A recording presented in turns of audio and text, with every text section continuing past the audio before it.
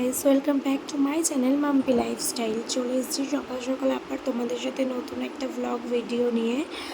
আর অনেক দিন বাদেই আসলাম।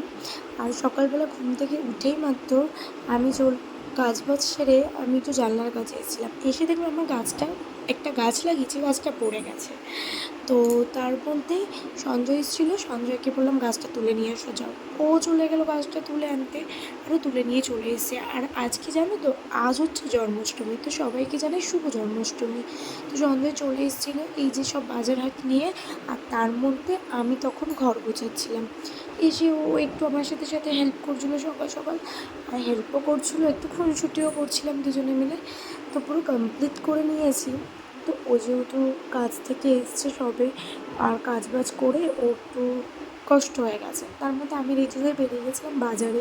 বাজারে কি কোনো ক্লিপ নিতে পারিনি, তার মধ্যে বাজার করে চলে এসে স্নান করে আমি ঠাকুরের থালা বাসনগুলো বের করে নিয়েছি। বের করে নিয়ে আমি সব পরিষ্কার করতে বসে গেছি, কারণ পরিষ্কার করতে টাইম লাগবে। আর আমি কখনোই কোনো রান্না বান্না বলো কোনো কিছুই আমি করিনি, বাট আস্তে আস্তে শিখছি।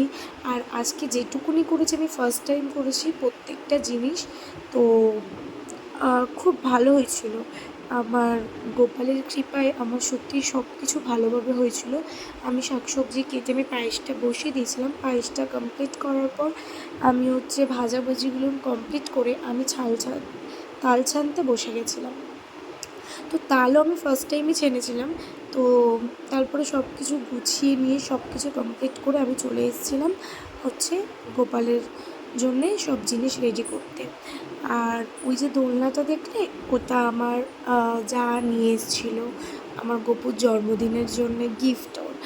আর তারপরে এসে ওকে স্নান টান করালাম, আমি রেডি করলাম ওকে। আর ওকে স্নান করাচ্ছিলাম যখন, একটা আলাদাই অনুভূতি লাগছিল, কেন আমি জানি না। মানে আমার এত ভালো লাগছিল, কি বলবো। সত্যি কথা বলতে আমি পুরো সব জিনিসটা আমি নিজের হাতে করার চেষ্টা করেছি। একটু আধটু হেল্প সবাই করেছিল, কিন্তু আমি যতটা পেরেছি আমি নিজে করার চেষ্টা করেছিলাম। আর ওর জন্যে আমার দিদি, মানে ওর মাসি গপুর জন্যে সব জিনিস পাঠিয়েছিল। ওর রূপোর চেন, রূপোর গলার, মানে রূপোর হাতের বালা, পায়ের নপুর সব পাঠিয়েছিল। তো আমি সেগুলো ওকে পরিষ্কার করে পরিয়ে দিচ্ছিলাম। আর পরাতে অনেকটা সন্ধে হয়ে গেছিলো, কারণ সব কিছু নিজের হাতে করতে হচ্ছিলো, তো একা একা সব গুছিয়ে, তো এর জন্য একটু অসুবিধা হচ্ছিলো। তারপরে আমি সব গুছিয়ে গাছিয়ে নিয়ে আমি ওকে রেডি করলাম, স্নান টান করে নিয়ে রেডি করে আমি ওকে বসিয়ে দিয়েছি। আর ওর জন্যে ভোগে ছিল 5 রকমের 5টা ভাজা, তার মধ্যে ছিল রাইস, ছিল খিচুড়ি, ছিল আলুর দম, ছিল লাবড়ার তরকারি, ছিল পাঁচমিশালি যেটা তরকারি হয় বাঙালিয়ানা, সেটা ছিল, পায়েস ছিল, তারপরে তালের বড়া, মালপোয়া, লুচি, তারপরে তালের ক্ষীর ছিল, মাখন ছিল।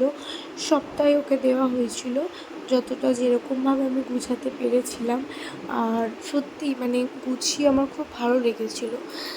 তো কী বলবো তোমাদেরকে, মানে নিজের হাতে একটা পুজো বলো, যে কোনো জিনিস নিজের হাতে করা আর অন্য লোক সেই জিনিসটা করে দেওয়া অনেকটাই তফাৎ। তো নিজের হাতে করে সত্যি নিজের খুব ভালো লেগেছিলো। আর ও তো আমার ছেলের মতন, ওর জন্যে আমি সবটা নিজের হাতে করতে পেরে খুব ভালো লেগেছিলো।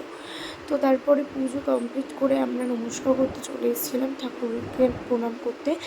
তো তারপরে আমরা খাওয়া দাওয়া করলাম। খাওয়া দাওয়া করে আর শরীরটা দিচ্ছিল না, সেদিনকে ভ্লগ ভিডিওটা আমি ছাড়তে পারিনি, আর কন্টিনিউ করতে পারিনি। তারপরে যখন খেতে দিয়ে এসে একটু বাইরে বসেছিলাম, তখন একটু পিছনে লাগছিলাম আমি আমার দাদার পিছনে, কারণ ও অনেক খাটাখাটনি করেছিল সারাদিন। হয় না জানো তো, যে রান্না করে তার থেকে বেশি যে গুছিয়ে দেয় বা যে করে হেল্প করে, তার না বেশি খাটনি হয়ে যায়।